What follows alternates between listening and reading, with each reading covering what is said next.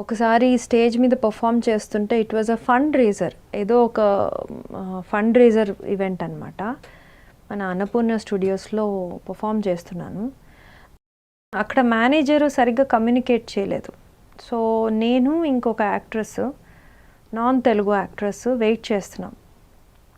So నేను వస్తానని తను వస్తానని నేను ఇద్దరం అలా వెయిట్ చేస్తున్నాం. సో మొత్తానికి ఇదేంటిది ఎవరు రావట్లేదని, సరే నేను స్టేజ్ మీద ఎక్కేసి సరే ఓకే చలో మాస్టర్ మనం చేద్దామా, బాయ్స్ అందరూ వచ్చేసారు.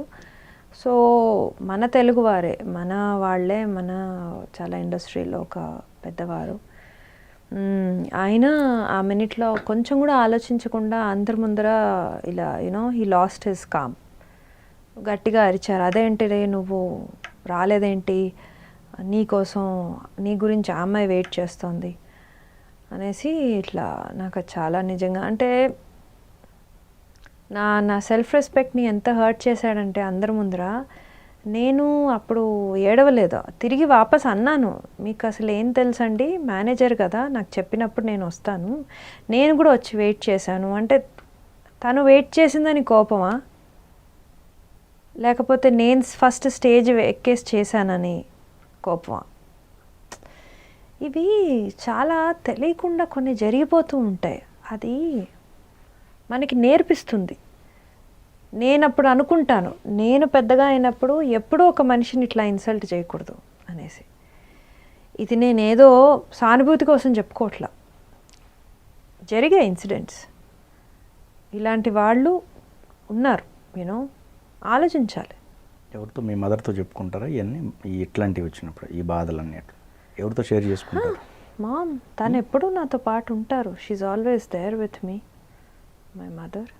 ఇన్ఫ్యాక్ట్ ఇలాంటివి జరిగినప్పుడు నా సంకల్పం ఇంకా స్ట్రాంగ్ అవుతూ ఉంటుంది ఇలాంటి జరిగినప్పుడు.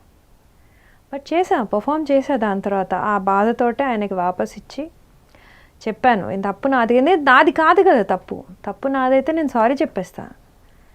నాది కాని తప్పుని నువ్వు అజ్యూమ్ చేసుకుంటే non sense, how can you talk like that. నేను చెప్పాను.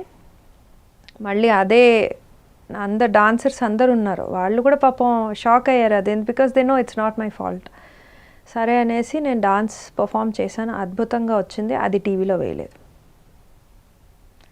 టీవీలో నుంచి తీసేశారు. సో ఇలాంటివి చాలా ఉన్నాయిలేండి అంజి గారు. I'm sure every actor, every artist, you name it, చాలా పెద్ద వాళ్ళకు కూడా ఏదో ఒక రకంగా హ్యూమిలియేషన్స్ ఎదురవుతూ ఉంటాయి.